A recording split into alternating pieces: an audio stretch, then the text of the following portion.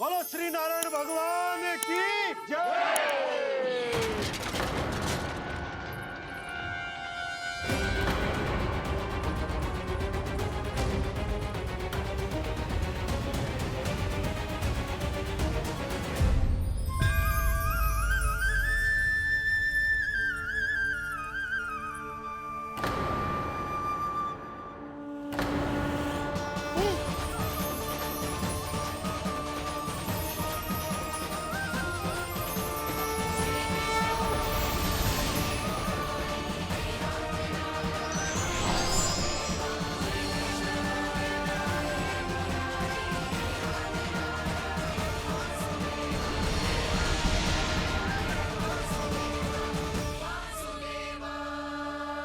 प्रभु,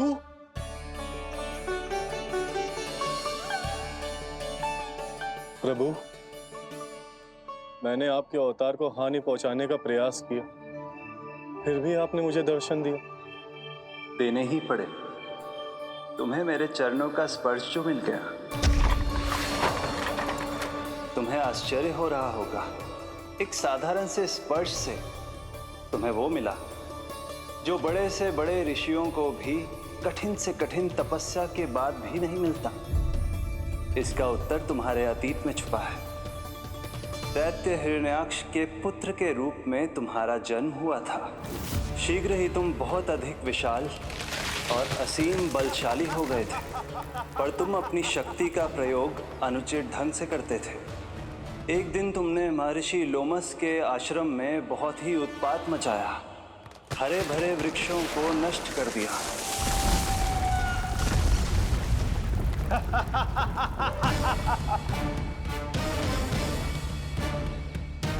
देख क्या रहे हो ऋषिवर? ये विशाल वृक्ष भी मेरे इस विराट तन के आगे कुछ भी नहीं है। जिसे स्वयं अर्जित तक नहीं किया, उस तन पर इतना अभिमान। तो सुन ले, जिनसे तेरा तन बना है, उन्हीं पंच तत्वों में इसी क्षण ये विलीन हो जाएगा। ये मेरा श्राप है तुझे, ये मेरा श्राप है तुझे।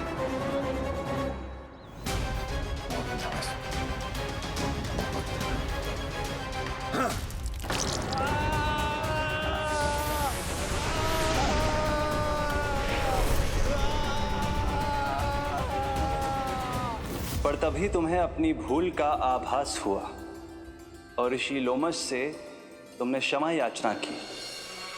क्षमा करे ऋषिवर, क्षमा करे। मैं मूर्ख, अभिमानी हूँ, अज्ञानी हूँ, परंतु आप तो दया के सागर है। कृपा करे ऋषिवर, कृपा करे। बिना तन के मैं कैसे जीवित रह पाऊंगा? तुम जीवित भी रहोगे और अपने दैनिक कार्यों का संचालन भी कर पाओगे, किंतु सजीव प्राणियों या निर्जीव वस्तुओं की सहायता से। ऐसा जीवन तो मृत्यु के समान है ऋषिवर। इससे अच्छा है आप मुझे जीवन से मुक्ति दे दो। मुक्ति भी अवश्य मिलेगी तुम्हें, पर जब तुम परम प्रभु श्री हरि नारायण के चरणों का स्पर्श करोगे, चरणों का स्पर्श करोगे। और यही नहीं शक्तासुर, कल जब तुम मुझे खोज नहीं पा रहे थे, तब भी तुमने हार नहीं मानी। 7 प्रहर तक 7 बार मेरी और मेरे गोकुल की परिक्रमा की। इस क्रम में तुमने अनजाने में ही अपना पश्चाताप पूरा किया और पुण्य अर्जित कर लिया। इसलिए मैं तुम्हें मोक्ष प्रदान करता हूं। इसलिए मैं तुम्हें मोक्ष प्रदान करता हूं।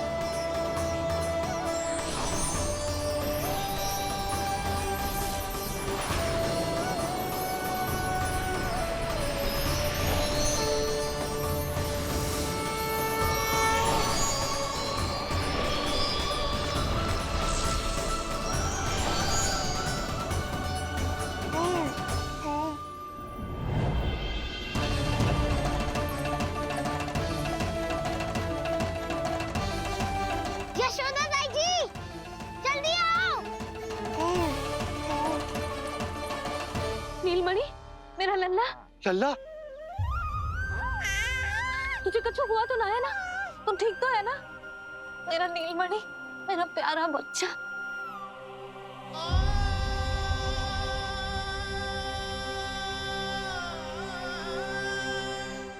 भोला, बंसी, ये सब क्या है?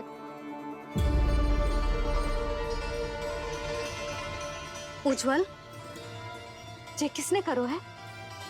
और देख, कहानी मत सुनाइयो। उज्जवल पुत्र, कैसे हुआ ये सब? किसने किया? और किसने? महाबली नीलमणि ने, बड़ी ताई जी।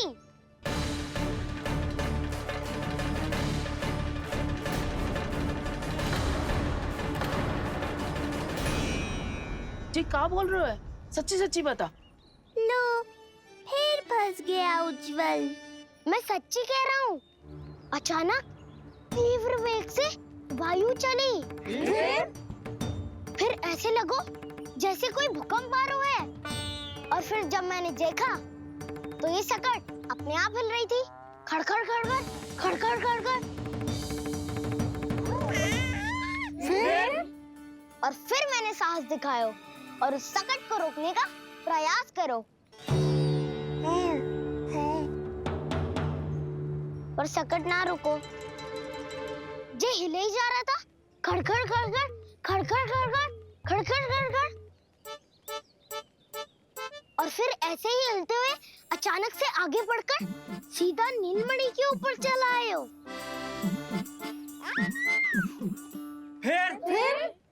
फिर सकट भी हिल रहा था, खड़खड़ खड़खड़, और सकट का सामान भी हिल रहा था, थरथर थरथर।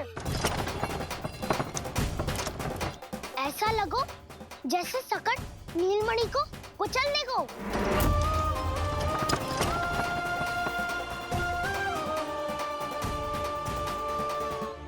पर तभी जे जाग गए हो। इसने खींचकर अपने पाँव का प्रहार करो और जीत गया सकट आकाश पे।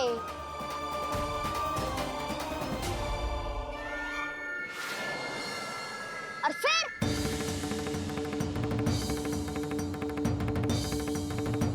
धड़ाम, सब भूमि पे गिरकर चकनाचूर।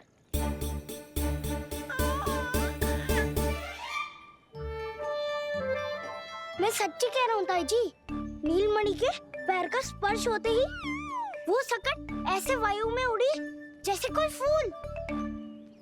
अच्छा, और जो तेरे हाथ में ये माखन है, ये भी अपने आप उड़ के आ गया होगा ना? हाँ, मैं सच्ची कह रहा हूँ। सदा बड़पोलापन, ये अच्छी बात ना है लल्ला। सत्य बता। मैया, मैं सत्य बोल रहा हूँ। ये सकट अपने आप ही आयो था और नीलमणि के प्रहार करते ही दूर जा गिरो। अरे, ये बड़बोले से पूछने से अच्छा है कि हमें स्वयं विचार करना चाहिए कि ये सकट टूटा कैसे। हाँ नंदराज, हाँ, हम भी आरती के लिए भीतर चले गए थे। हाँ। अरे, आप सब मेरा विश्वास क्यों ना कर रहे हो? नीलमणि के प्रहार से ही उज्जवल, सकट बहुत पुराना था, पहिया ढीला होकर खुल गया होगा। यशोदा, अनेक कारण हो सकते हैं, चिंता करने की कोई आवश्यकता ना है। मैं चिंता क्यों करने लगी भला? मेरे नीलमणि के गले में रक्षा वाला कंठक पहले से ही है। और हम ये सब पूजा पाठ इतने विधि विधान से इसी के लिए तो कर रहे हैं, है ना पंडित जी? हाँ रानी जी। तो बस फिर मेरे लल्ला को कछु क्यों होने लगा? और आप सब स्वयं ही देख लो ना, जे इतना बड़ा सकट टूट के बिखर गया है, किंतु मेरे लल्ला को एक खरोच भी ना आई। इसका अर्थ तो यही है ना कि हम जो भी कर रहे हैं सही कर रहे हैं। मुझे चिंता करने की कछु आवश्यकता ही ना है। चलो सब भीतर चलते हैं। हाँ हाँ, लल्ला को भूख भी लगी आई होगी। चल।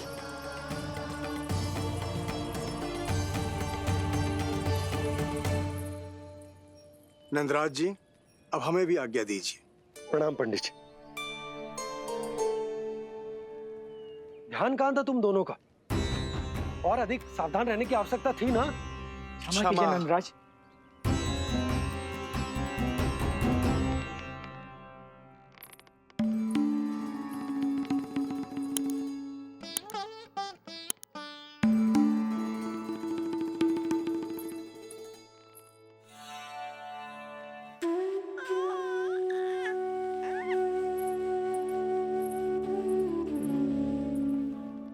यशोदा, क्या हुआ?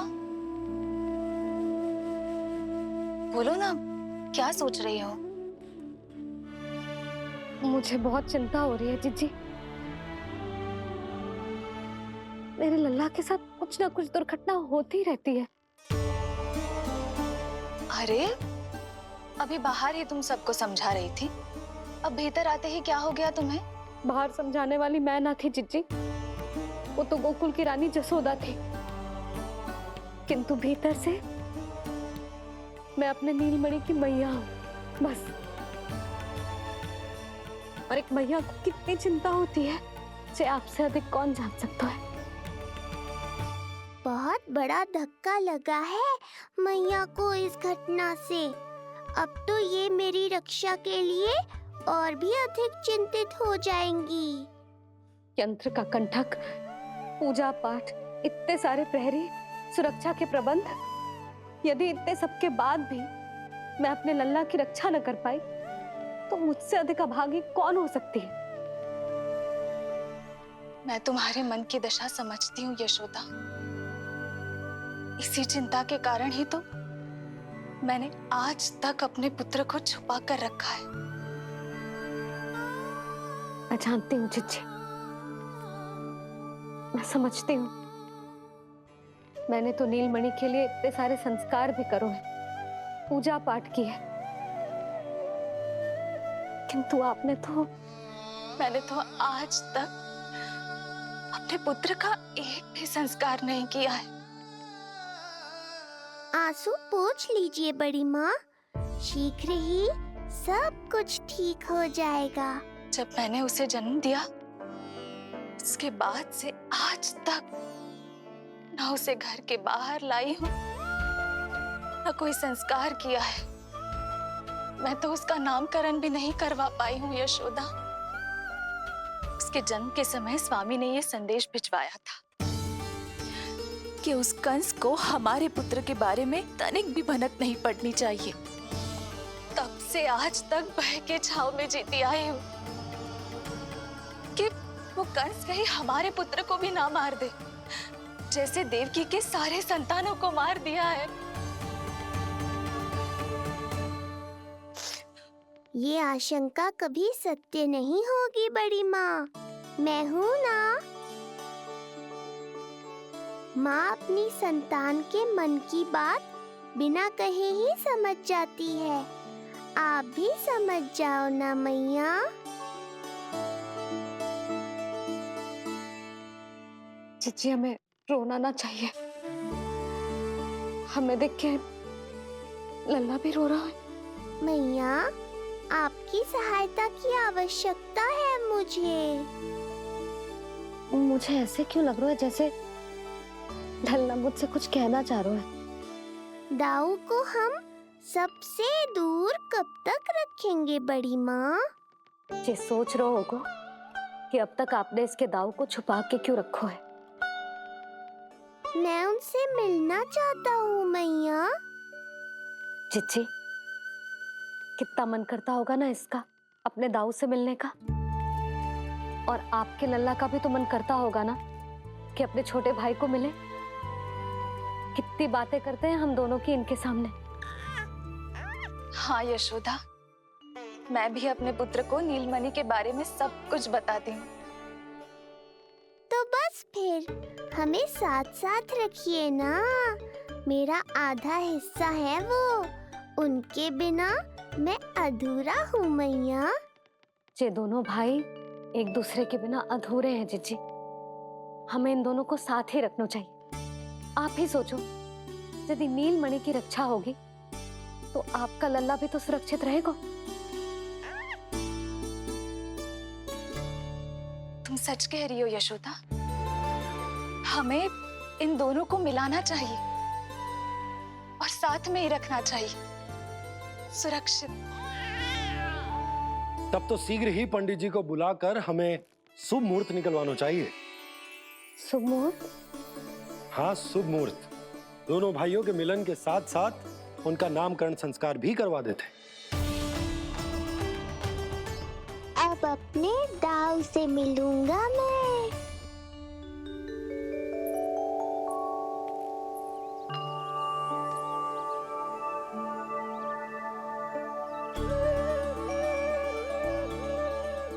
ऋषिवर के दिव्य आभा के कारण ये वातावरण कितना शुद्ध, कितना पवित्र लग रहा है ना। हाँ देवकी, इनका तेज ही ऐसा है कि इनके निकट केवल पवित्रता ही वास कर पाती है। किसी भी प्रकार की दुष्टता इनके पास जाने से पहले ही नष्ट हो जाती है।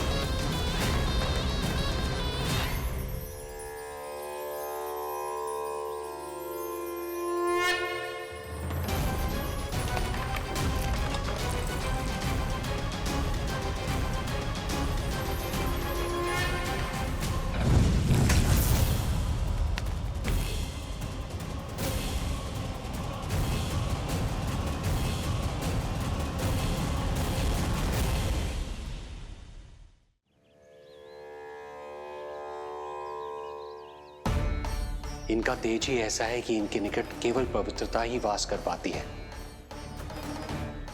किसी भी प्रकार की दुष्टता इनके पास जाने से पहले ही नष्ट हो जाती है। यदि महर्षि की इच्छा के बिना मैंने भीतर प्रवेश किया तो कहीं ये मुझे श्राप ना दे दे। नहीं, इससे तो अच्छा है कि मैं यहीं आश्रम के बाहर रुकूं और यहीं से इन दोनों पर दृष्टि रखूं।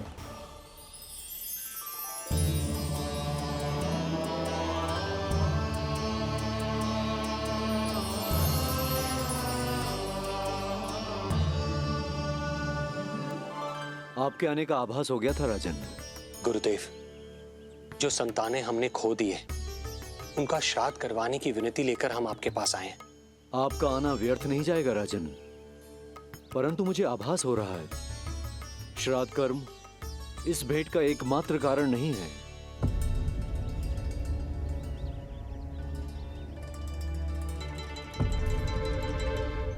आपको उसकी या कंस की चिंता करने की कोई आवश्यकता नहीं है। निश्चिंत होकर बताइए कि आपकी इच्छा क्या है। गुरुदेव, वर्तमान में मेरी प्रथम पत्नी रोहिणी पुत्र सहित गोकुल में निवास कर रही है। हमारे उस पुत्र का और भाभी यशोदा के पुत्र का नामकरण संस्कार करवा दीजिए। बस यही हमारा सौभाग्य होगा। मुझे कुछ सुनाई क्यों नहीं दे रहा है? देवी रोहिणी से उत्पन्न आपका पुत्र यादव कुल का राजकुमार है और यादवों का गुरु होने के नाते उसका संस्कार कराना हमारा कर्तव्य है। परंतु यशोदा पुत्र का नामकरण वो आप मुझसे क्यों करवाना चाहते हैं?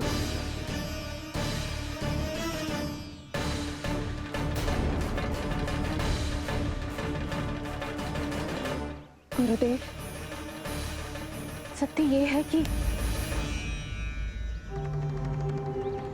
रुक क्यों गई रानी देवकी? आपके मन में जो कुछ है कहिए। ये कैसी दुविधा में फंस गया मैं। यदि मैंने गुरुदेव को यशोदा पुत्र का सत्य बताया तो कंस को भी पता चल जाएगा, और यदि नहीं बताया तो कहीं ऐसा ना हो कि ऋषिवर ही बुरा मान जाए। लगता है आप दोनों की दुविधा मेरे अनुमान से भी बहुत बड़ी है। अपनी या अपने पुत्र की कुंडली लाए हैं राजन? जी गुरुदेव, अपनी कुंडली है मेरे पास। देवकी,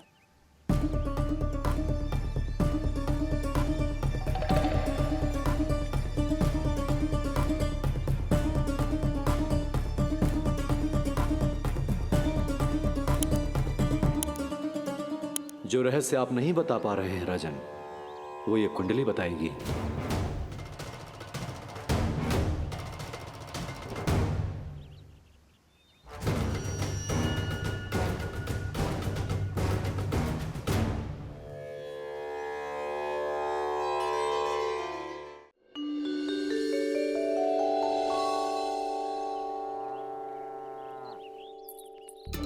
लल्ला बता कैसी है जगदा? मैया को हो क्या गया है आज? देख सही सही बताइयो।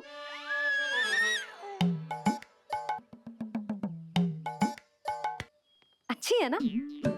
पसंद आएगी ना उसे? हाँ? या फिर जे मोर पंख वाला मुकुट दे दूं? पहली बार मिल रहा है तू, उपहार तो देना चाहिए ना? पर बड़े तो वो है ना मैया, उपहार तो वो देंगे मुझे।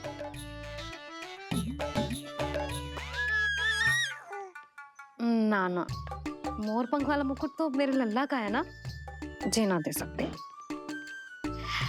तेरे जैसा कोई कंठक या चांदी वाला कड़ा दे दूं? हाँ? इस मिलन के लिए मुझसे अधिक उतावली तो मैया है।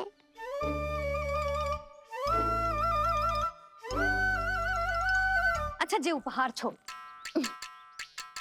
तू तो जे बता कि तू उसे बुलाएगा क्या कह के? अन्य सभी के जैसे बड़े भैया या गांव वालों के जैसे दद्दा बुलाएगो, या फिर बड़े नगरों में जैसे बुलाते हैं ज्येष्ठ ज्येष्ठ भ्राता बुलाएगो, या फिर प्रेम से बुलाएगो दाऊ दाऊ बुलाएगो ना?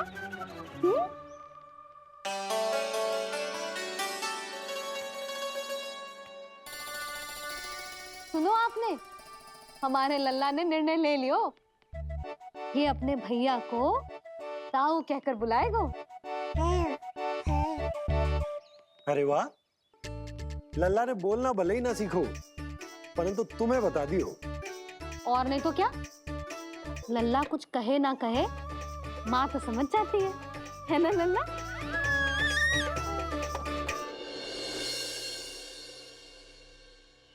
और इसने दाऊ वाली बात पे हाँ भी की है। हाँ हाँ हाँ तो सदानंद जी ने भी कर दी है। लो मैं तो भूल ही गई, क्या कही पंडित जी ने? बता तो ना यशोदा, बाहर से आया हूँ, हाथ पैर तो धो लूं। हाँ ले लो। अब बताओ कब का मुहूर्त निकालो है? तनिक हाथ मुंह पूछ लूं। अब बताओ क्या कही उन्होंने? यशोदा थक गए हूँ, तनिक सांस तो लेने दो। बाहर से आया हूँ, जलना पूछोगी?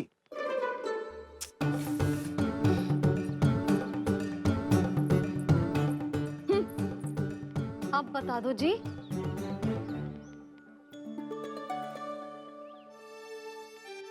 बाबा अब बता भी दो, नहीं तो खेल खेल में खेल हो जाएगा। हाँ बताओ।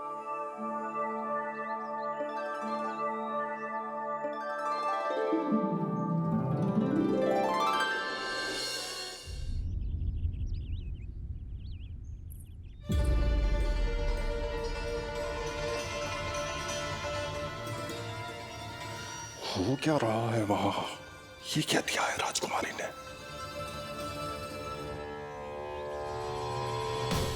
गुरुदेव, शीघ्र ही कोई मुहूर्त बता दे तो बड़ी कृपा होगी। नंद महाराज, अब क्या नामकरण का मुहूर्त भी मुहूर्त निकाल के बताओगे आप? हैं? क्रोधित क्यों हो रही हो यशोदा? बताता हूँ, धैर्य धरो। हाथ मुंह धो लिया, जल पी लिया, विश्राम कर लिया, अब कितनी प्रतीक्षा करवाओगे? हैं? मैं सब समझ रही हूँ, आप जानबूझ के मुझे सताने के लिए ना बता रहे। मैया कितनी भोली है बाबा, आप क्यों सता रहे हो उन्हें? बस बस बस, इतना भावुक होने की आवश्यकता ना है। बता तो, पंडित जी ने बताया है एक बहुत ही शुभ मुहूर्त आने वाले सप्ताह में ये है। और जानती हो जिस शुभ मुहूर्त किस दिन पड़ेगा? जिस दिन हमारा लल्ला पूरे 100 दिन का हो जाएगा। इससे अच्छा मुहूर्त तो हो ही नहीं सकता। धन्यवाद गुरुदेव।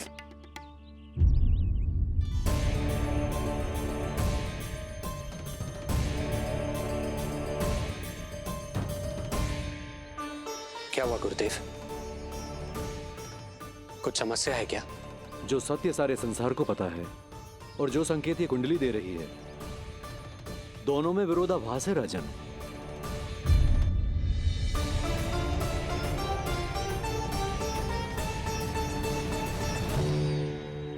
मैंने कहा ना राजन, उसकी चिंता करने की आवश्यकता नहीं है। ये कुंडली मुझसे कह रही है कि आपके भाग्य में केवल पुत्र थे। आपके भाग्य में केवल पुत्र थे। तो पुत्री कैसे हुई? इस कुंडली के अनुसार आपकी दोनों पत्नियों के एक-एक पुत्र जीवित हैं। एक-एक पुत्र जीवित हैं।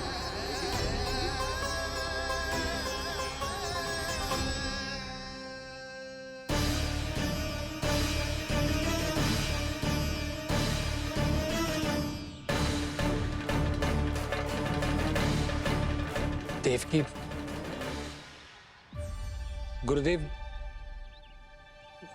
गुरुदेव मैं कुछ कैसे? कहने की आवश्यकता नहीं है राजन। मैं जानता हूं मेरे प्रश्नों के उत्तर कहां मिलेंगे। अरे कौन से प्रश्न और कैसे उत्तर? किस बारे में बात कर रहे हैं? ये लोग जो भी बात कर रहे हैं वो मुझे सुनाई क्यों नहीं थी? सही समय की प्रतीक्षा कीजिए राजन, आपके दोनों कार्य पूर्ण होंगे।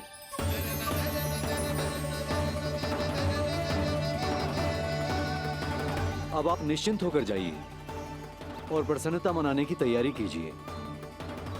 आपका बहुत बहुत धन्यवाद गुरुदेव। प्रणाम।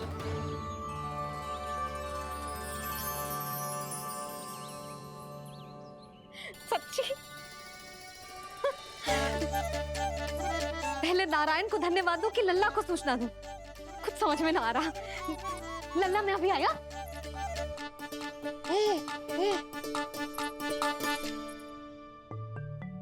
आपका बहुत बहुत धन्यवाद नारायण। अब शीघ्र ही मेरे लल्ला और उसके दाऊ को उनके नाम मिल जाएंगे, वो नाम जिससे वे पूरे संसार में पहचाने जाएंगे। अब लल्ला को बताती हूँ। लल्ला, तू जैसे ही 100 दिवस का हो जाएगा, तेरा और तेरे दाऊ का नामकरण हो जाएगा। हाँ हाँ, किंतु आपने तो बताओ ही ना, हम इन दोनों को मिलवा कब सकते हैं? क्या देख रहे हो, बताओ तो। यशोदा, पंडित जी ने कही कि दोनों भाइयों को मिलवाने के लिए कोई मुहूर्त की आवश्यकता ना है, तो हम चाहें तो इन्हें आज भी मिलवा सकते हैं। लल्ला सुनो तूने, तू आज ही अपने दाऊ से मिल सकते है। मैं अभी सारी तैयारियां करती हूँ। भव्य मिलन होगा गोकुल में, भव्य मिलन। कुंडली के अनुसार इन दोनों के 8 पुत्रों में से 2 जीवित बचे हैं। पहला तो रोहिणी पुत्र है, पर दूसरा कौन है? और वो कन्या कौन थी जिसे कंस ने मारा था? वासुदेव की कुंडली में अभी तक पुत्री योग बना ही नहीं है।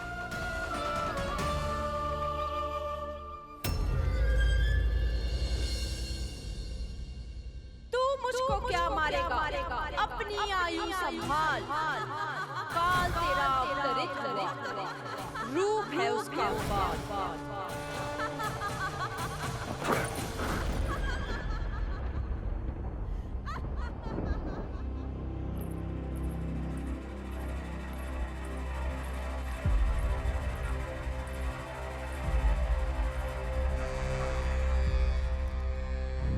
आधी रात को इस तरह से उठकर बैठे हुए हैं आप स्वामी।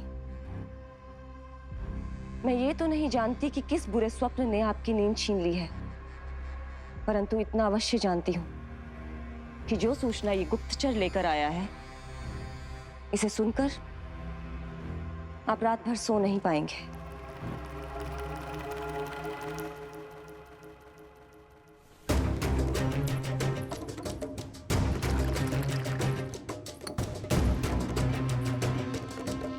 क्या सूचना है? महाराज, उत्कच मारा गया, उत्कच मारा गया, उत्कच मारा गया।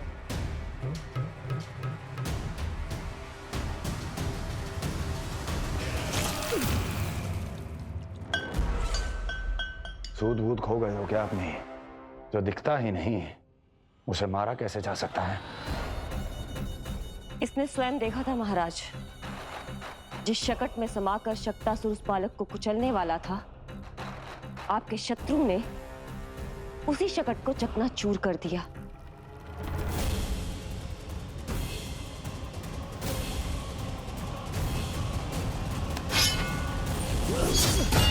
महाराज क्षमा। लगता है आपके सैनिक और तलवार दोनों की धार कुंद पड़ गई है महाराज।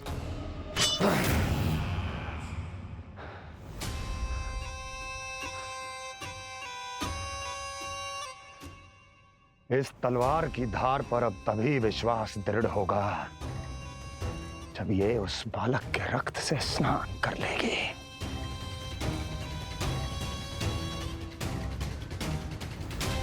और कैसे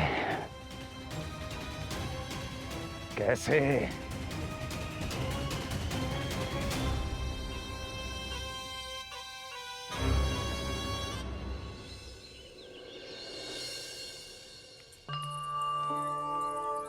कैसी लगी तुझे दाऊ से मिलने की तैयारी? बहुत अच्छी है मैया, पर उससे भी अच्छी है वो प्रसन्नता जो इस मिलन के उत्साह में मुझे आपकी आंखों में दिख रही है।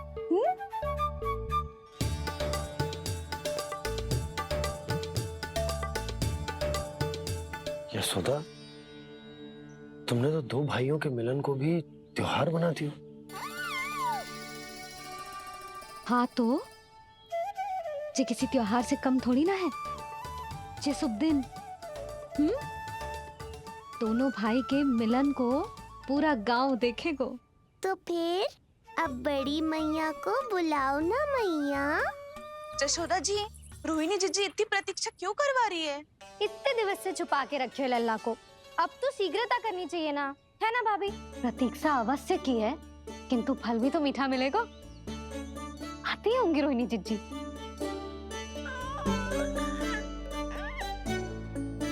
जीजी, कहीं उन्होंने अपना विचार तो ना बदल दियो?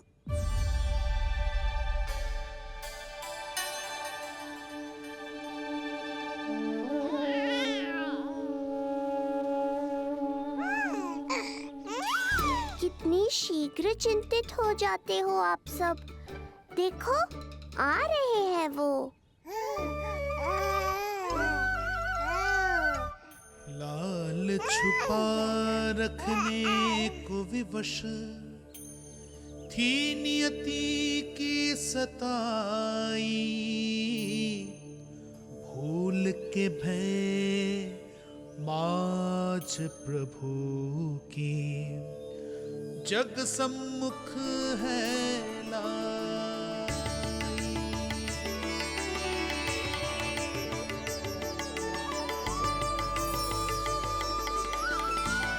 देखो तो कितनी मधुर मुस्कान है। और आंखें कैसी गंभीर और गहरी है। अरे अरे, ये तो हमारी नीलमणि की तरह सुंदर भी है। सही कह रही है तू, और कितना प्यारा भी है। और कितना पलसानी भी लग रहा है ये, है ना? तो देखो इसके। हाँ बिल्कुल लाल लाल टमाटर की तरह। देखो तो दाऊ आए नहीं कि ये सब की सब मुझे भूल ही गई। अरे हटो सामने से, मुझे भी तो देखने दो।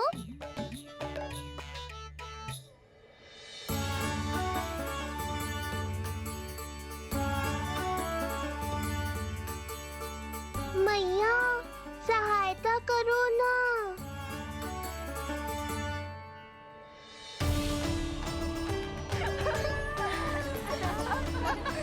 चलो हटो सब, हटो हटो हटो हटो सामने से। चलो दोनों भाइयों को एक दूसरे से मिलने तो दो।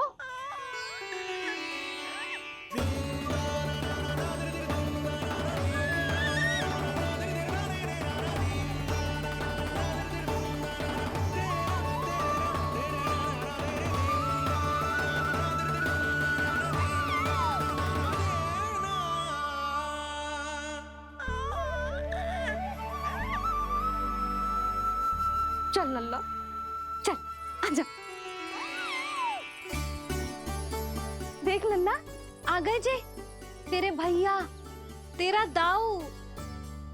जी भर के बातें करो, और निहारो एक दूसरे को। लाओ जिज्जी, आजा। ये रहे तेरे दाऊ। आओ जिज्जी।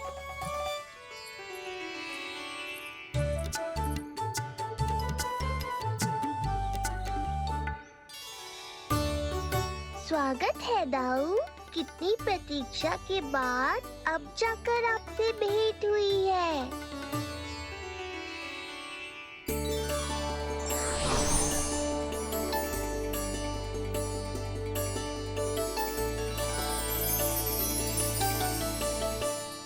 क्या हुआ दाऊ?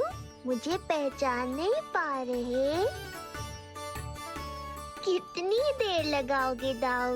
अब तो पहचान लो, छोटा भाई हूँ आपका।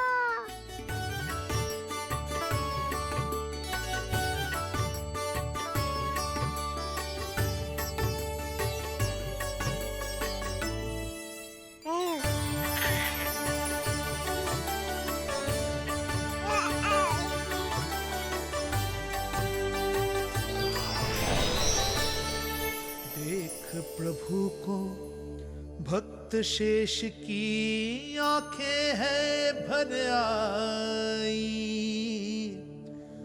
भावुक हरि भी निहारे की अब मिलन की बेल आई।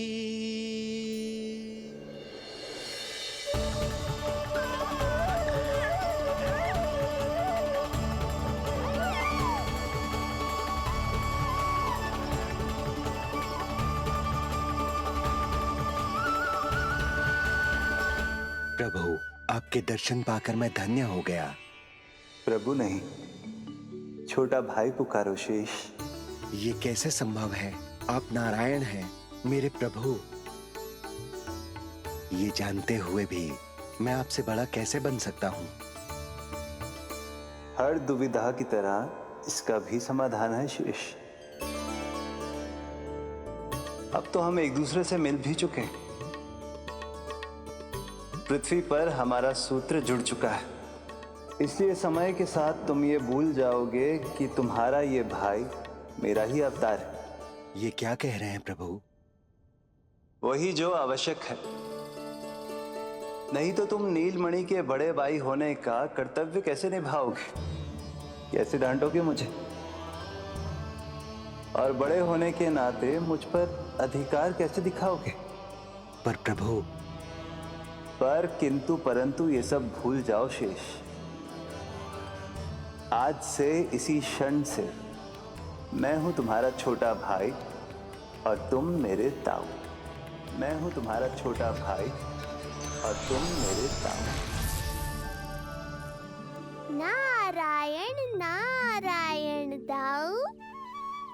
दोनों इतने सुंदर लग रहे हैं, मेरी तो दृष्टि भी ना हट रही इससे। कहीं मेरी ही दृष्टि ना लग जाएगी। ये तो प्रतिदिन की कथा है दाऊ। हे नारायण, मेरे कानों से तो अभी से रक्त निकलने लगा। आदत डाल लो दाऊ, अब तो सहना ही पड़ेगा। वो देख रहे हो, सुलक्षणा चाची सबसे अधिक चतुर यही है। केवल अधिक चतुर ही नहीं नीलमणि, बहुत अधिक सयानी भी है ये। बिल्कुल सही पहचाना दाऊ, पर आप चिंता मत करो, मैं हूँ ना, मैं संभाल लूंगा इन सबको।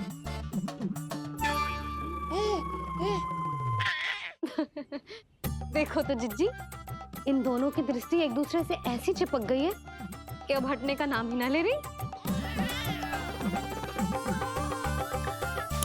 ये सूचक है उस प्रेम के बंधन का जिसमें ये दोनों भाई आज के बाद सदा के लिए बंध जाएंगे।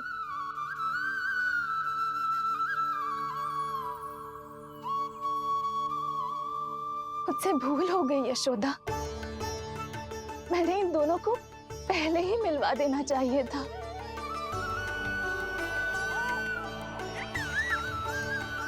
मैं कहती थी ना आपसे, आई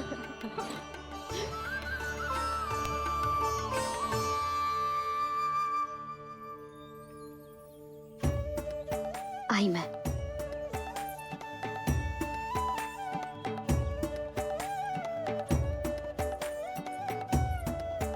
क्या सोच रहे हो ऐसे खड़े खड़े?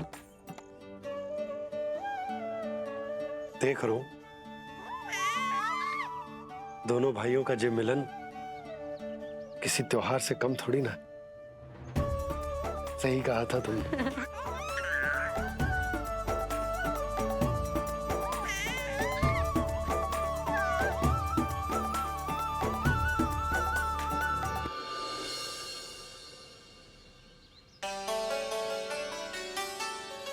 सुना ना तूने जो गोपिया क्या कह रही थी कि नीलमणि का दाऊ कितना बलशाली है। इसका तो यही अर्थ हुआ ना कि नीलमणि अपने दाऊ जितना बलशाली ना है। अब समझा मैया कि आज मुझसे इतना व्यायाम क्यों करवाया जा रहा है। पर मुझे पता है मेरा नीलमणि सबसे अधिक बलशाली है। हाँ। उज्जवल ने कही थी ना, नीलमणि ने यूं उड़ा दिया था काले कौवे को मथुरा की ओर। और उज्जवल ने तो ये भी कही थी कि नीलमणि ने अपने पांव से सकट पे प्रहार भी किया था। कैसे किया था प्रहार? कैसे किया था? लग गई मैया को। कैसे किया था? फिर से बता कैसे किया था?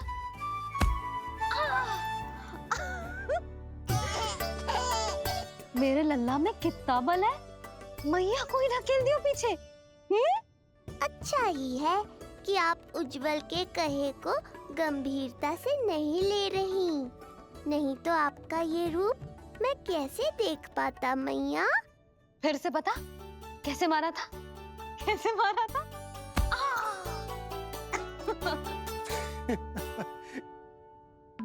लल्ला तू बड़े के जैसे कब से हंसने लगो?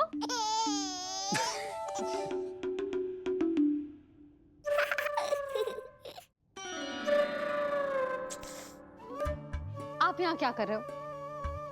छुप छुप के मैया और लल्ला को खेलते हुए देखने के अतिरिक्त और कोई कार्य ना है आपके पास? कार्य तो है, पर यह अधिकार भी है कि मैं अपनी बड़ी सी पत्नी को अपने छोटे से लल्ला के साथ छोटे बालकों की तरह व्यवहार करते हुए देखूं। अब देख लियो ना, अब जाओ अपना कार्य करो। कार्य तो कर लूंगा, परंतु मेरा पेट मुझसे कह रहा है कि इसे भूख लगी। भूख लग गई? भोजन का समय होगा। अभी लगाती हूँ भोजन।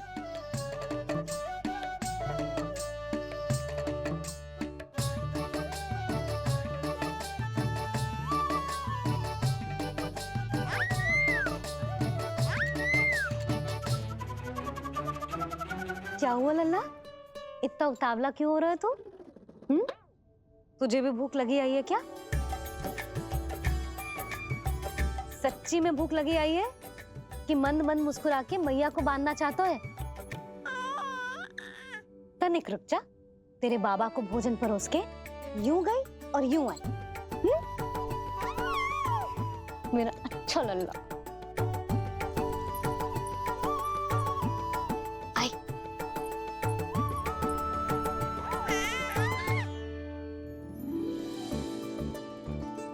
आज केवल रोटी है खाने में?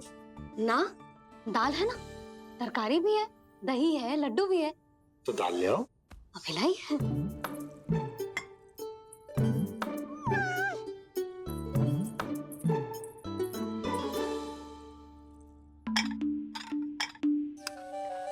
अवश्य भूख ही लगी होगी उसे। यशोदा, दही नहीं दाल। क्षमा करना, भूल हो गई।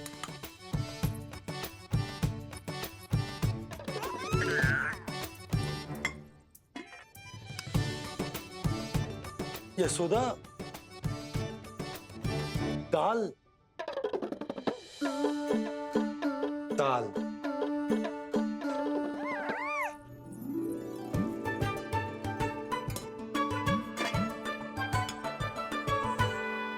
अब ऐसे क्या देख रहे हो? बोला ना भूल हो गई। सब मिला के खा लो, पेट में तो मिलना ही है। थोड़े चावल मिलेंगे? हाँ मिलेंगे, अवश्य मिलेंगे।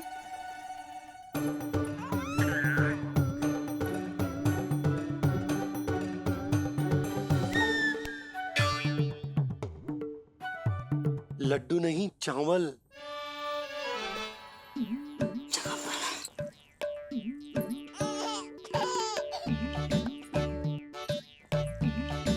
हंस क्या रहे हो जी?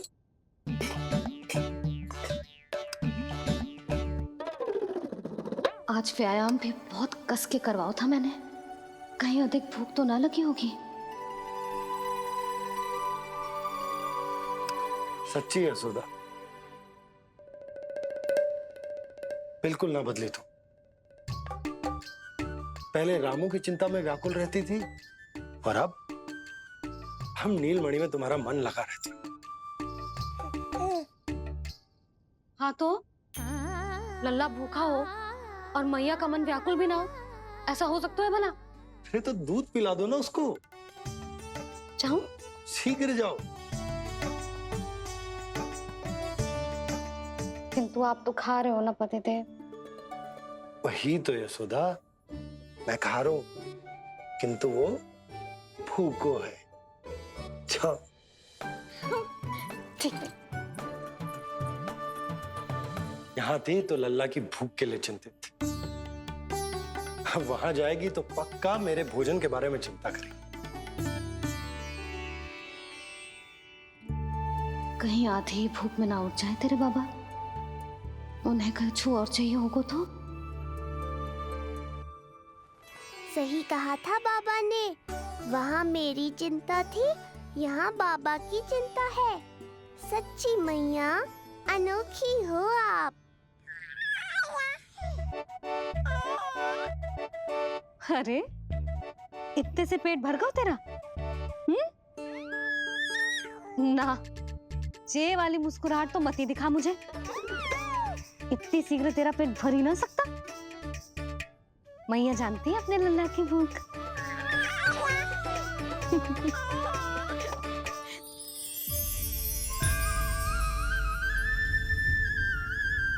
ये क्या है? लल्ला, ये क्या था तेरे मुंह में, दिखा। ओहो, मैं तो भूल ही गया था कि मेरे भीतर ही तो सारी सृष्टि समाई हुई है। मैया ने उसकी झलक देख ली, अब क्या होगा? क्या हो गया यशोदा? सुनो जी, हमारे लल्ला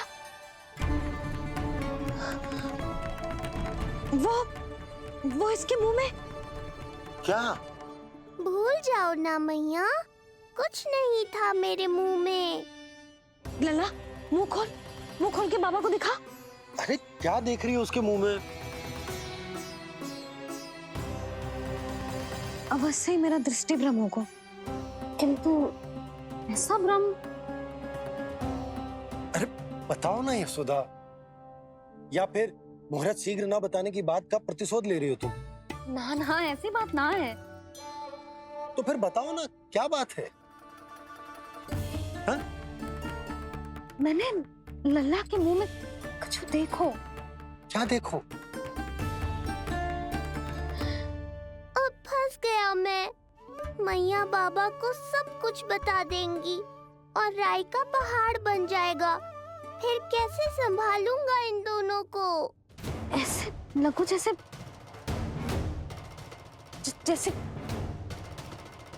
पूरा का पूरा ब्रह्मांड।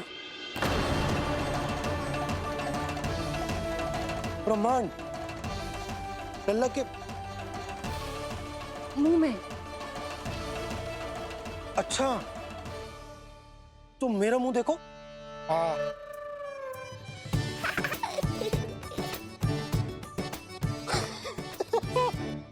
ब्रह्मा। मुझे पता था आप मेरा उपहास उड़ाओगे। अरे नहीं नहीं नहीं, तुम देखो तो सही।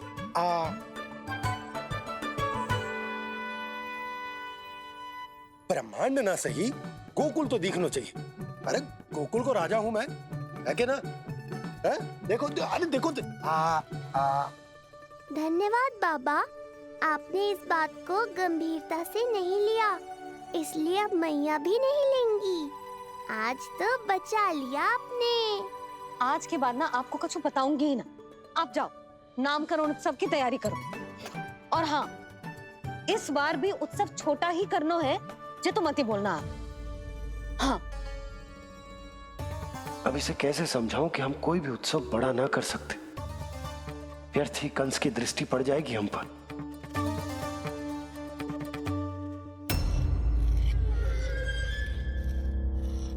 लगता है आपके सैनिक और तलवार दोनों की धार कुंद पड़ गई है महाराज। महाराज, मुझे भय था कि कहीं ऋषि गर्ग मुझे श्राप ना दे दे।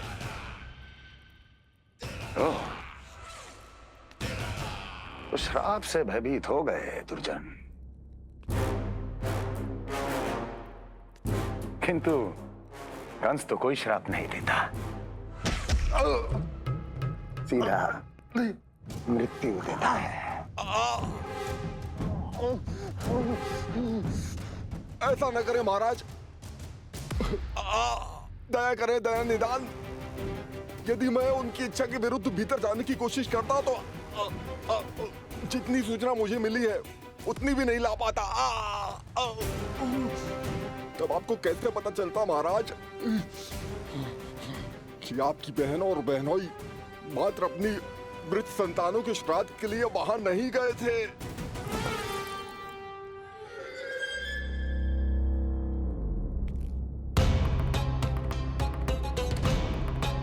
आगे बोलो।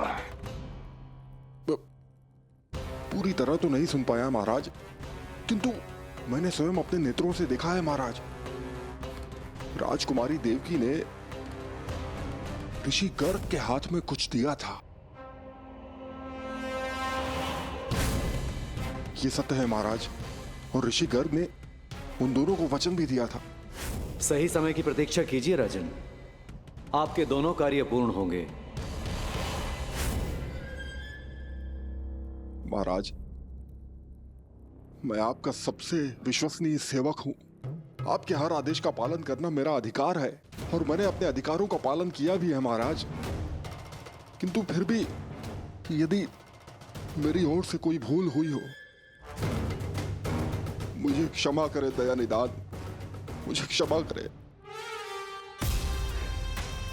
इसका अर्थ है कि उत्कच सही कह रहा था। वो दोनों अवश्य ही कोई ना कोई षड्यंत्र रच रहे हैं मेरे विरुद्ध।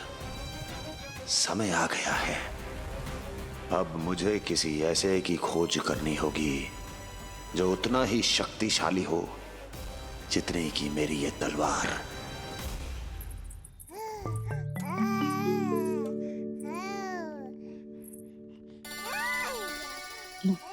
अभी से पुकारने लगो जी, अभी तो आई हो रसोई में।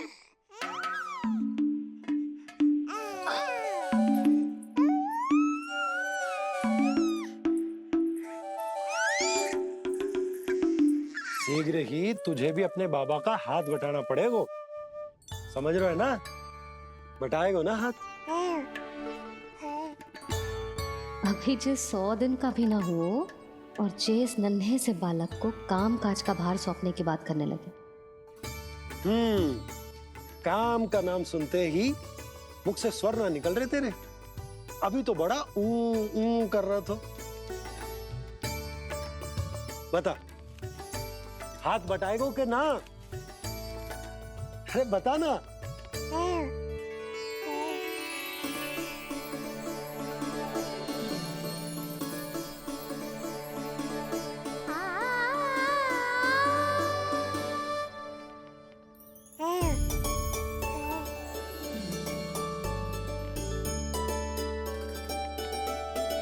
कल तू पूरा 100 दिन को हो जाएगा लल्ला। पंडित जी आएंगे, तुझे नया नाम मिलेगा। देखो तो मन में तो इनके भी कितना उत्साह भरो है, बस दृष्टि में मैं ही आती हूँ। और कल तुझे वो नाम मिलेगा लल्ला जिससे पूरा संसार तुझे पहचानेगा।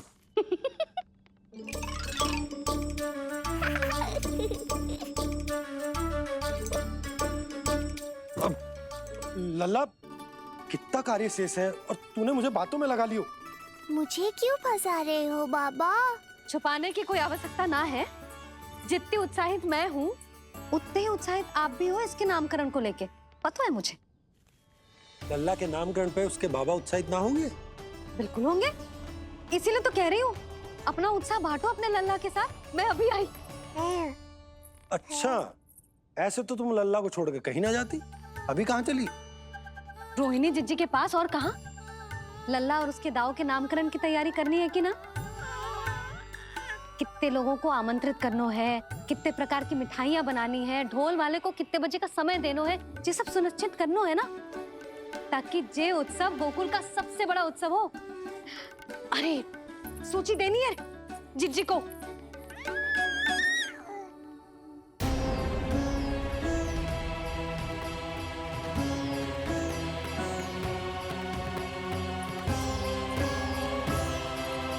सबकी कोई आवश्यकता ना है। आवश्यकता ना है मतलब? कहना क्या चाहते हो आप? मैं ये कहना चाहता हूं कि यशोदा, सत्य तो ये है कि हमें दुख में ना अत्यधिक दुखी होना चाहिए और ना सुख में अत्यधिक उत्साहित। प्रसन्नता कितनी भी क्यों ना, हमें उत्सव संयम से ही मनाना चाहिए। इतने वर्ष संयम ही तो रखा था ना नंद जी। ये समय संयम का ना आनंद से बावले हो जाने का है। यशोदा, हम आयोजन छोटा ही करेंगे। मैं कुछ सोच समझ कर ही तो कह रहा हूँ। पर क्यों? मुझे भी तो समझाओ। हर बात समझाने की ना होती यशोदा। अच्छा, पति पत्नी में भेद हो तो है? ठीक, मैं कोई भेद ना रखूं। जो भी अब तक मैंने तुम्हें ना बताया है वो सब बताऊं। ओहो, क्या कर रहे हो बाबा? कंस के बारे में कुछ बता मत देना मैया को। वो मंगला है ना, उसने आज शाम को ही बछड़ा दियो और भाद्रपद का मास लगभग बीतने को ही है, तो धीरे धीरे शरद ऋतु आ जाएगी, दूध की हानि भी कम हो जाएगी। हाँ? और वो सरजू है ना, उसको बैद जी ने पूरे पखवाड़े का विश्राम के लिए कहा है। क्यों? क्योंकि वो ठाट से गिर गए थे और गिरते समय उसे भीतरी चोट लग गई थी। अरे बस बस बस, ये सब मुझे क्यों बता रहे हो? इसका नामकरण से क्या संबंध? तुम्ही ने तो कही ना कि पति पत्नी के बीच में कोई भेद ना होता, तो मुझे जो भी बात पता है मैं तुम्हें बताऊंगा। कितनी समझदारी से बात बदल देते हो आप, और भोली भाली मैं आपकी बातों में आ जाती हूँ और इस सब में असली बात तो रह ही जाती है। किंतु आज बात मेरे लल्ला की है। उत्सव तो विशाल ही होगा और इस बारे में कछु और ना सुनूंगी मैं।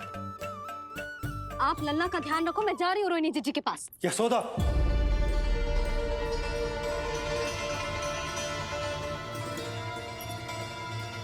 बात केवल सुनने की ना होती, उसे समझना भी पड़ता है।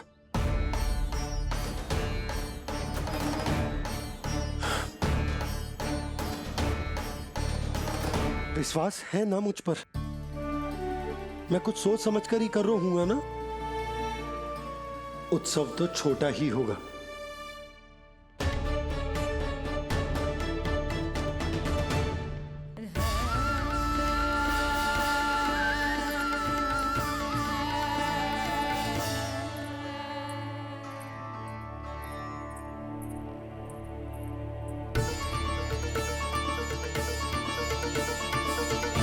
क्षमा करना लल्ला, तेरी मैया को डांटना पड़ गया। आपको मेरी सुरक्षा की चिंता है बाबा, समझता हूँ मैं, इसलिए आपने ये निर्णय लिया है। समझ में नहीं आता, कब, कौन सा निर्णय क्यों लेते हैं आप? यदि कंस को समझना इतना आसान होता तो कंस नहीं होता। ये नया सिंहासन उसके लिए है जो मेरा विश्वास पात्र बनेगा। मेरे दाहिने हाथ की तरह मेरे मन के सबसे निकट होगा वो। मंत्री परिषद में विशेष स्थान की प्राप्ति होगी। मेरे बाद पूरे राज्य के लिए उसी का वचन होगा। शासन। किंतु ये अधिकार केवल उसे प्राप्त होगा जो मेरी परीक्षा में उत्तीर्ण होगा। मेरा सबसे महत्वपूर्ण कार्य करेगा वो। इसलिए जाओ, कह दो सभी बाहुबलियों को, महाबलियों को, दैत्यों को, दानवों को, प्रेतों को, पिशाचों को, सभी को यह सूचना दे दो। ना ना ना ना, सूचना नहीं, चुनौती दो कि यदि साहस है तो आए, मेरी परीक्षा में उत्तीर्ण हो और इस सिंहासन पर बैठने का अधिकार प्राप्त कर ले। जाओ। और हां, ये अवश्य कहना कि केवल वही आए जिनके हृदय में साहस का ज्वालामुखी धधकता हो, जिनकी तलवारें पर्वतों का सीना चीरने को व्याकुल हो, जिनकी संकल्प शक्ति इतनी दृढ़ हो कि मृत्यु से टक्कर ले लें। कायर नहीं चाहिए मुझे। जाओ। महाराज, आप जिसे भी ये विशेष पद देंगे, भविष्य में यदि वही हमारे शीश पर बैठ गया तो क्या करेंगे आप? पहले ऐसा कोई योद्धा सामने तो आए अस्ति, जो उस विष्णु के अवतार का संहार कर सके।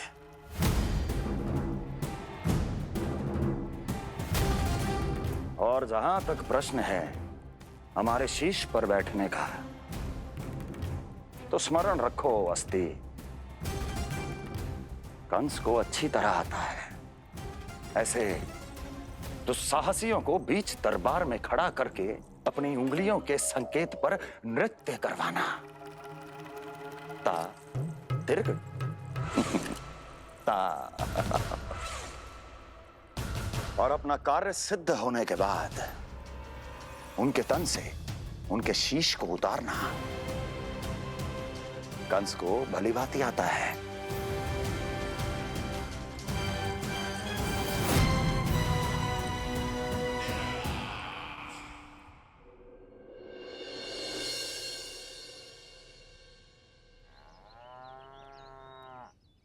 पूरे 100 दिन का होगा हुआ तो लल्ला, कम से कम 100 व्यक्ति तो आने चाहिए थे ना तेरे और तेरे दाऊ के नामकरण में। हाँ, अब तुम मुस्कुरा क्या रहो है? तू ही बता, जे भवन देख के लग रहा है कि यहाँ कोई उत्सव है? बिना अतिथियों के कैसा उत्सव और कैसा आनंद, तू ही बता। और मैं करूं भी तो क्या? पता है लल्ला, मुझे तो लग रहा है तेरे बाबा ना कंजूस होगा है। नहीं तो भला और क्या समस्या हो सकती है उन्हें बड़े आयोजन से? अरे गोकुल के राजा का लल्ला है तू, राजकुमार। यदि तेरा आयोजन बड़ा ना होगो तो भला किसका होगो?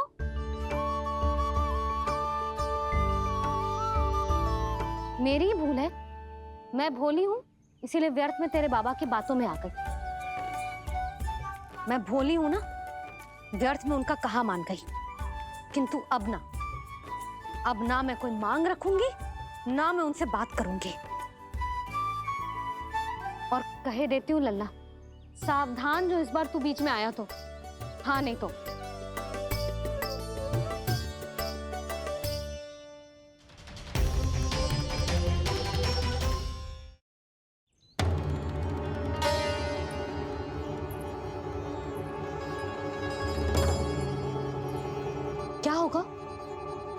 हाँ, सब ठीक तो है ना? आप इतनी चिंता में क्यों हो जी? कुछ बुरी सूचना तो ना मिली? अब जे मत ही कहना कि जे भी मुझसे छुपाना पड़ेगा। जो भी है मुझे बताओ। पंडित सदानंद जी महाराज वो नामकरण के लिए ना आ सके। उनकी बिटिया के पांव भारी, उसे लिवाने वो समधियाने गए। ये तो शुभ समाचार है।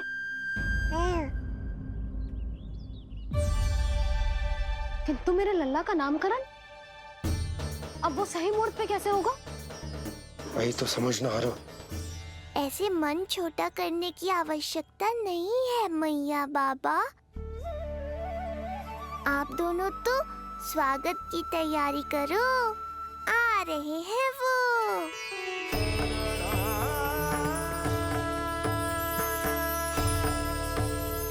लो, आ गए वो जिनकी मुझे प्रतीक्षा थी।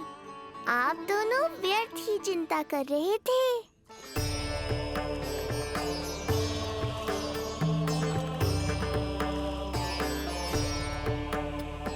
अब कौन करेगा मेरे लल्ला का नामकरण? ऋषि गर्ग, नंदराज, रानी भाभी, महान ऋषि गर्ग हमारे गांव में पधारे हैं।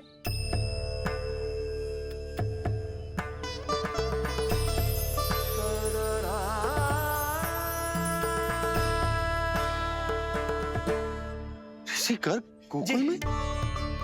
हाँ नंदराज, और कह रहे थे उन्हें यादव राज वासुदेव जी ने भेजो है रानी जी के पास। अरे तो तुम लोग खड़े खड़े क्या देख रहे हो? जाओ उनके सत्कार की तैयारी करो। जी यशोदा, उनके स्वागत की तैयारी करो। सुनो जी, वो तो यादवों के कुलगुरु है ना, रोहिणी जीजी के यहाँ हैं, हमारे यहाँ आएंगे। आप देखती जाओ मैया, वो सीधे हमारे घर ही आएंगे।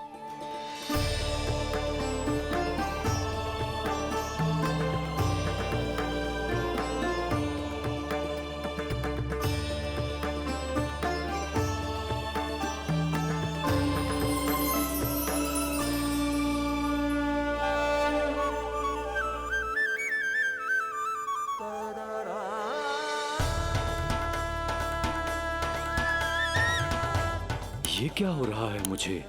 मैं उस भवन की ओर क्यों बढ़ा जा रहा हूँ? क्योंकि आपके यहाँ आने से ही मेरी मैया बाबा की चिंता समाप्त होगी ऋषिवर। ये बात तो मैं न जानता, परंतु मुझे जाकर उनको स्वागत करना चाहिए।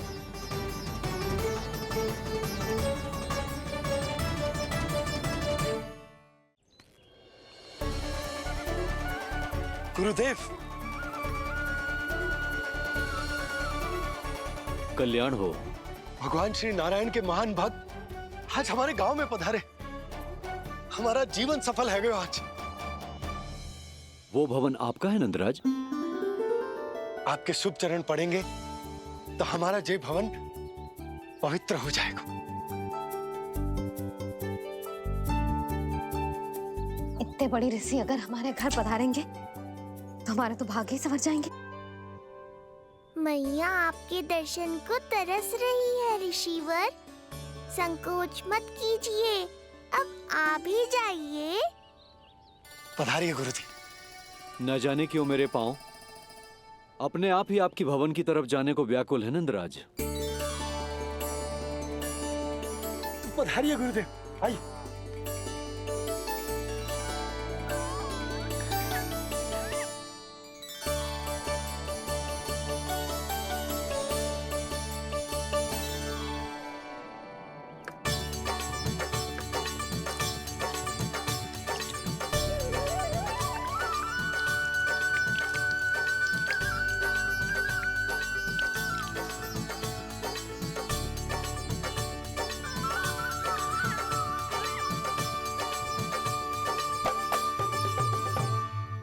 कल्याण हो। पधारिए।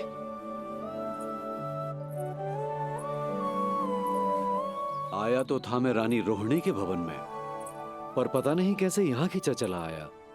विराजिए गुरुदेव। महाराज, आप इसे भी रोहिणी जीजी का ही घर समझिए। मैं अभी बुला कर लाती हूँ। महाराज, ये हमारा सौभाग्य है कि आपने यहाँ आना स्वीकार किया। कहिए, क्या सेवा करूं मैं आपकी? मुझे आपके भाई वासुदेव ने भेजा है नंदराज।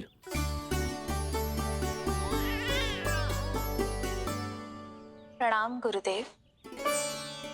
स्वामी जी ने आपसे इतनी दूर आने का आग्रह किया है, अवश्य ही कोई बड़ा कारण होगा। कारण तो है, आपके पुत्र का नामकरण करने आया हूं मैं यहाँ।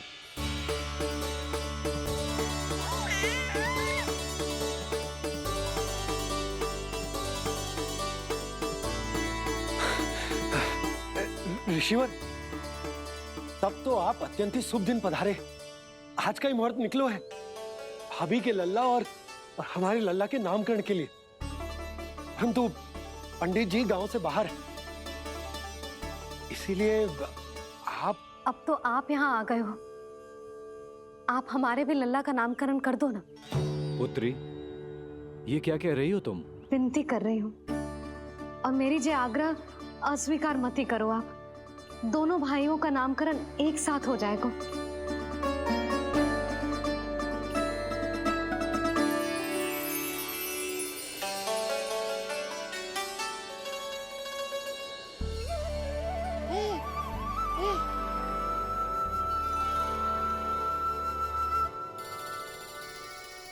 कितने प्यारे और निर्दोष बालक हैं।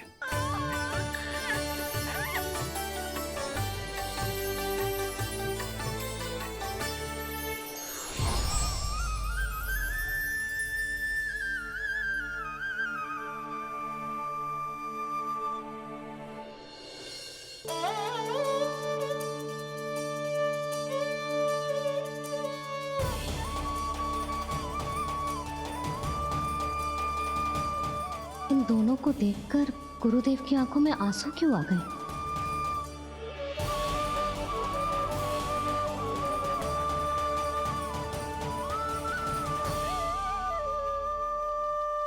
ये क्या कर रहे हैं ऋषिवर?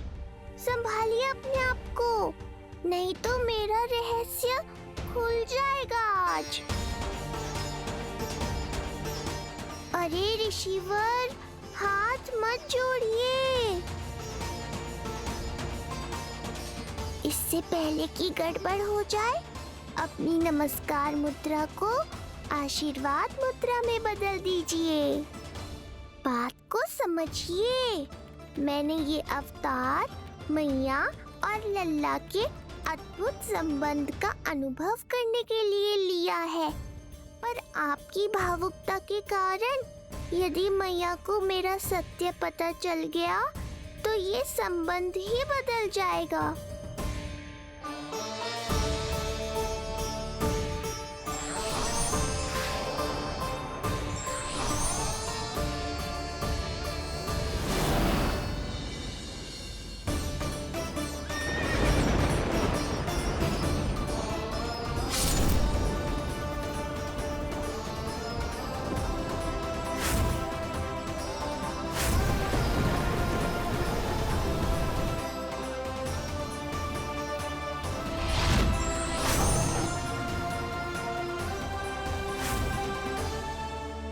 अब आप सब कुछ जान चुके हैं ऋषिवर, इसलिए अब मेरे सामने हाथ जोड़कर मेरे सत्य को उजागर मत कीजिए।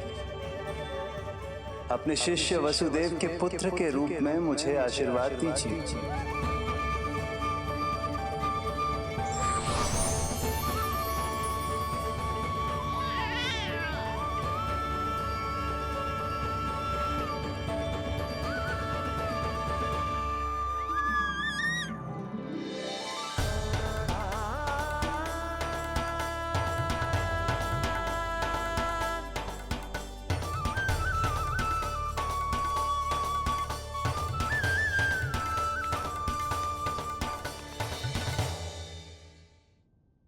ऋषिवर, आप मौन क्यों हैं?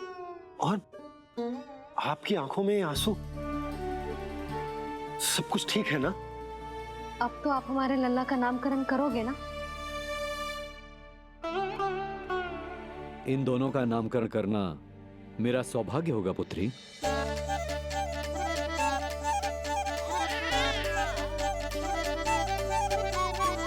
परंतु ये गोपनीय रूप से करना होगा।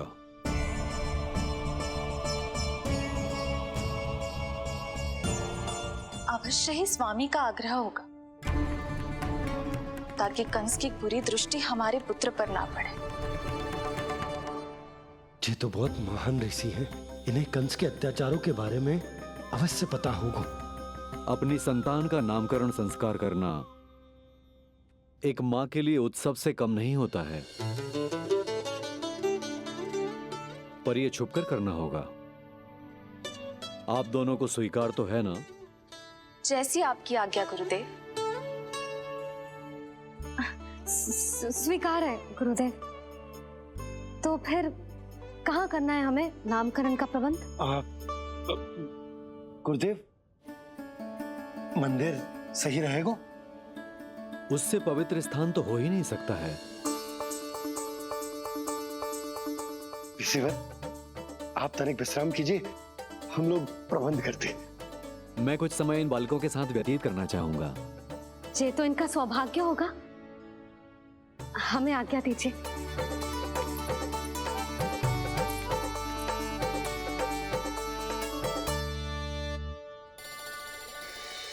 प्रभु, स्वयं भगवान होकर भी आपको बंदी गृह में जन्म लेना पड़ा।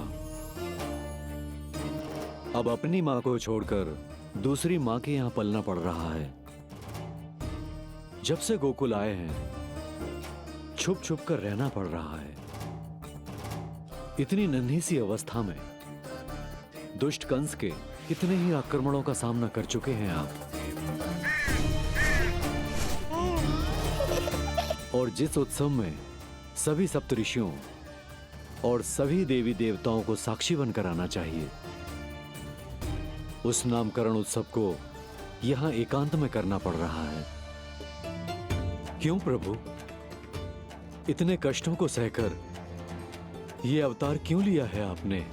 दुष्टों का नाश करने के लिए, धर्म की स्थापना करने के लिए और सबसे अधिक मैया की ममता का अनुभव करने के लिए। पर इसके लिए इतने कष्ट? मानव जीवन लिया है तो कष्ट तो उठाने ही पड़ेंगे ऋषिवर। मानव जीवन की आंच जला रही है, फिर भी आप मुस्कुरा रहे हैं प्रभु। ये कैसा अनोखा अवतार है? आंच में जलकर भी यदि मैं नहीं मुस्कुराऊंगा तो अपने भक्तों को क्या शिक्षा दूंगा मैं? आज एक कंस का प्रकोप है, भविष्य में सहस्रों कंस होंगे और आने वाले युगों में होंगे अनगिनत कंस। उस समय मेरे भक्तों को पता होना चाहिए कि अपने कष्टों को कैसे सहना है और धर्म के पथ पर अडिग कैसे रहना है।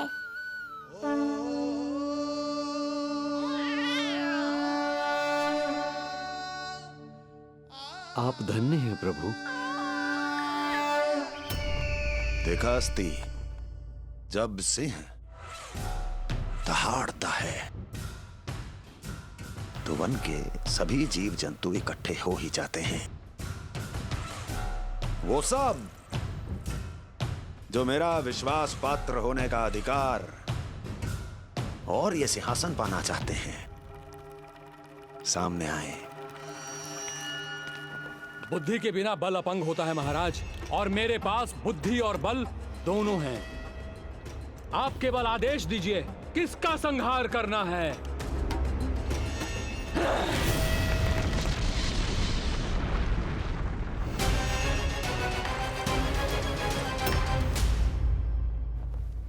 सारी तैयारी हो गई। बोलो। आप गुरुदेव को बुला लो, मैं रोहिणी जीजी और बालकों को ले आती हूँ। यशोदा, तुम रुष्ट तो ना हो ना मुझसे? मैं भला रुष्ट क्यों होने लगी? नहीं, तुम जो उत्सव बड़े धूमधाम से करना चाहती थी और बहुत प्रसन्न हूँ मैं कि हमारे लल्ला का नामकरण स्वयं ऋषि गर्ग पूरे विधि विधान से कर रहे हैं। मैं समझ गई, उत्सव बड़ा हो या ना हो, प्रसन्नता बड़ी होनी चाहिए। अरे मैं तो इतनी उत्साहित हूँ कि दोनों भाइयों का नामकरण आज के शुभ मुहूर्त पे हो रहा है। तो इससे पहले जो बीत जाए, जाओ। आप ही बुला लो।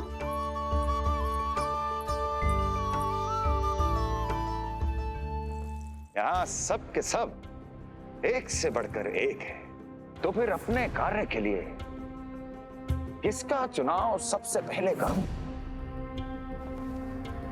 मेरा सामर्थ्य तो आपने अभी तक देखा ही नहीं महाराज। चुटकी बजाकर शत्रुओं का विनाश कर सकता हूं मैं।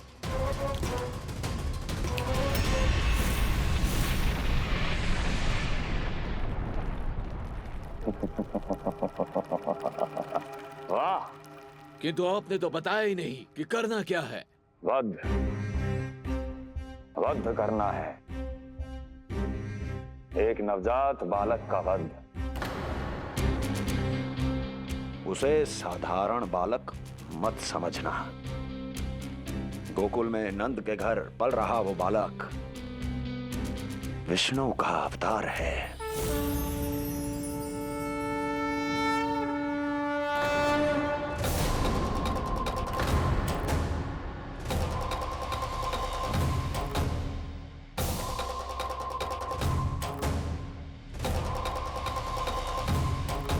क्या हुआ? इतना सन्नाटा क्यों छा गया? क्षमा कीजिए महाराज, पर मैं नन्हे बालकों के साथ हिंसा नहीं करता। विष्णु अवतार बड़ा छलिया है महाराज, मैं उसका मुख भी नहीं देखना चाहता।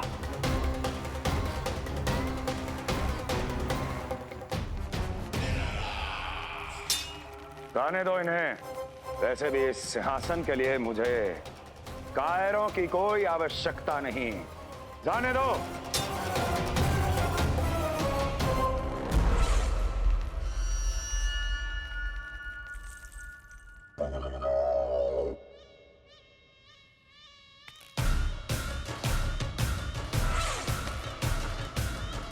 दुर्जय, क्या कहा था मैंने कहा था केवल वही आए जिनके हृदय में साहस का ज्वालामुखी धधकता हो, जिनकी तलवारें पर्वतों का सीना चीरने के लिए व्याकुल हो, जिनकी संकल्प शक्ति इतनी दृढ़ हो कि वो मृत्यु से टक्कर ले जाएं। वही होगा इस सिंहासन का असली अधिकारी। महाराज,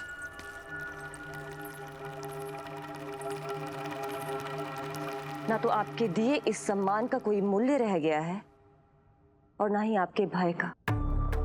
अभी अभी आपने ही कहा था ना कि जब वन में कोई सिंह दहाड़ता है तो उस वन के सभी जीव जंतु एक जगह एकत्रित हो जाते हैं, परंतु उसी वन में जब कोई बब्बर सिंह दहाड़ता है तो वही जीव जंतु भय के मारे इधर उधर भागने लगते हैं। निश्चित ही वो बालक इन सब के लिए बब्बर सिंह बन चुका है। उसका भय हमारे साम्राज्य की नींव हिला रहा है महाराज।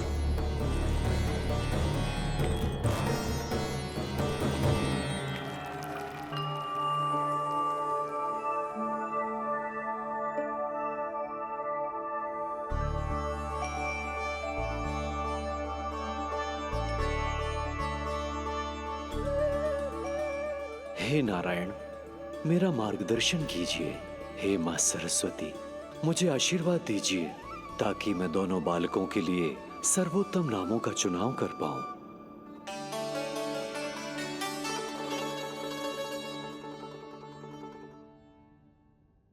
आपके पुत्र को बड़े भाई के कर्तव्य का निर्वाह करना है और इस दायित्व को प्रभु श्री राम से अच्छा किसने निभाया है? जैसा अटूट संबंध उनका अपने भाइयों के साथ था, मैं श्री नारायण से प्रार्थना करता हूं कि वैसा ही प्रेमपूर्ण संबंध इसका भी अपने छोटे भाई के साथ हो।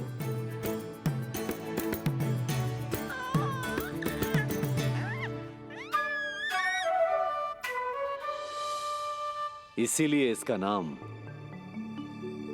राम हो। इसीलिए इसका नाम राम हो। इसीलिए इसका नाम राम हो।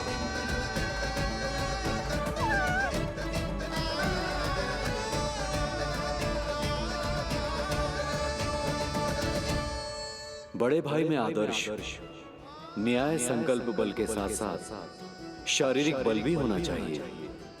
मैं देख पा रहा हूं ये बालक इन सब बलों के लिए जाना जाएगा। इसलिए जो नाम इसके व्यक्तित्व के लिए सबसे उचित है वो है बलराम। बलराम, बलराम।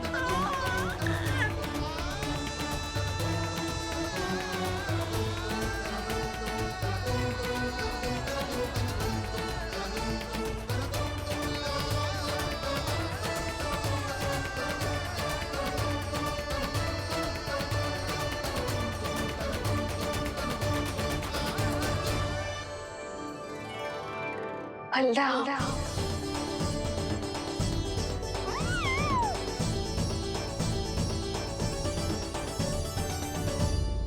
तो फिर उसका नाम बल राम रखना। कैसा अद्भुत संयोग है रिसीवर। जब इसके जन्म की सूचना देने मैं वसुदेव भैया के पास मथुरा गया था तब उन्होंने भी यही नाम रखा था, बलराम। ये संयोग नहीं, नारायण की इच्छा है नंदराज। बलराम से अधिक उपयुक्त नाम इस बलराम के लिए कुछ और हो ही नहीं सकता है। पर मैं तो दाऊ कहकर ही बुलाऊंगा इन्हें, बलदाऊ।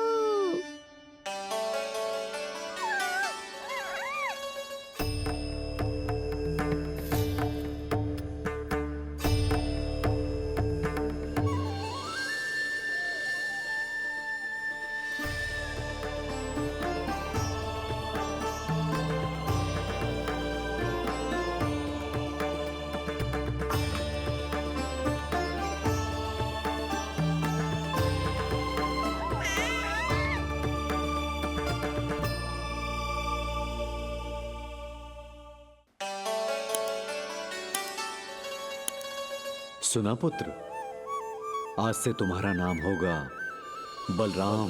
बलराम, बलराम।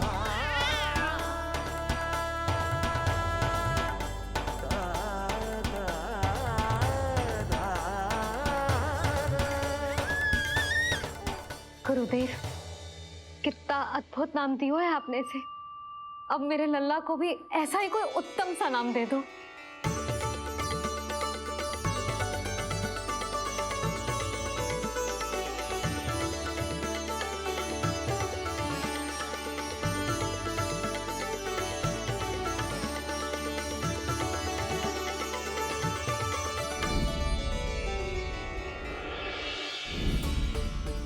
ये कठिन दायित्व आपने ही मुझे सौंपा है प्रभु। इसे निभाने की क्षमता भी आप ही दीजिए।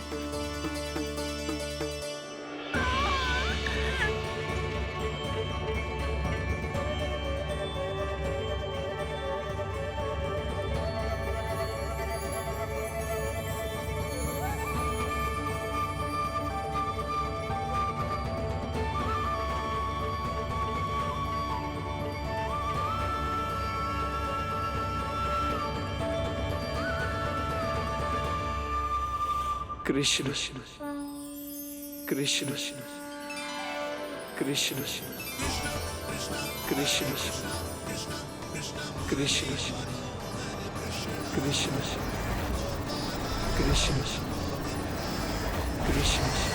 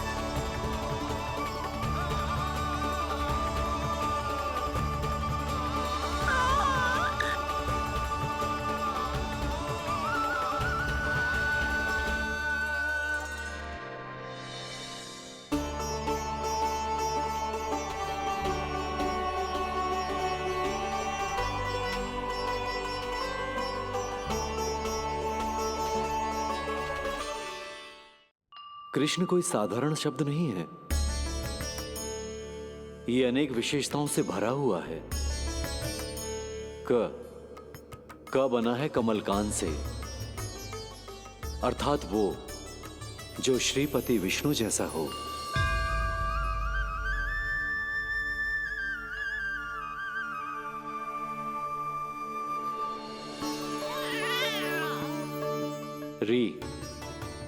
री की उत्पत्ति हुई है श्री राम से, अर्थात वो जो सबके हृदय में बस जाए। ऐश्वर्य के स्वामी विष्णु के लिए, अर्थात वो जो समृद्धि लेकर आए।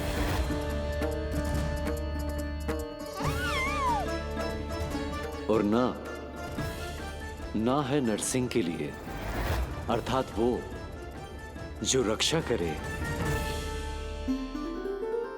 और अंत में आकार की मात्रा सूचक है अग्निदेव का, अर्थात वो जो स्वयं तप कर सबको पवित्र कर दे।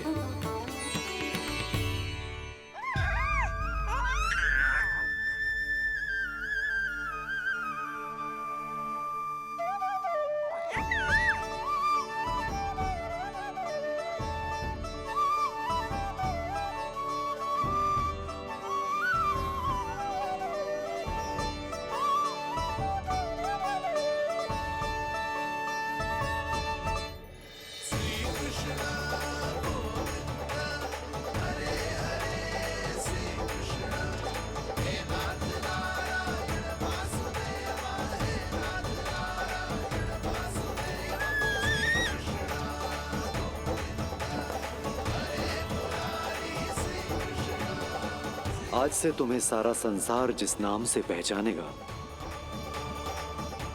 वो नाम है कृष्ण। वो नाम है कृष्ण। वो नाम है कृष्ण। वो नाम है कृष्ण।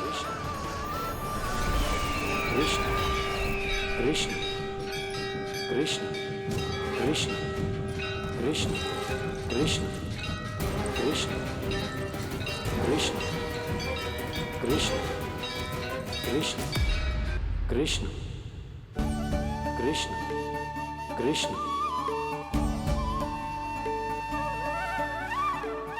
यशोमती मैया के नंद लाला, यशोमती मैया के नंद लाला। असुरी कार्य करने वालों के लिए कृष्ण नाम का अर्थ एक और भी होगा। वो घनी अंधेरी रात जिसमें इसने जन्म लिया, पर इससे जो प्रेम करते हैं उन सभी के लिए कृष्ण नाम का अर्थ होगा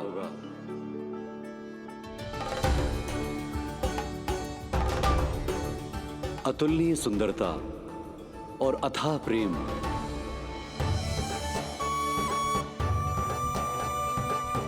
इन दोनों विशेषताओं का साक्षात स्वरूप होगा ये कृष्ण।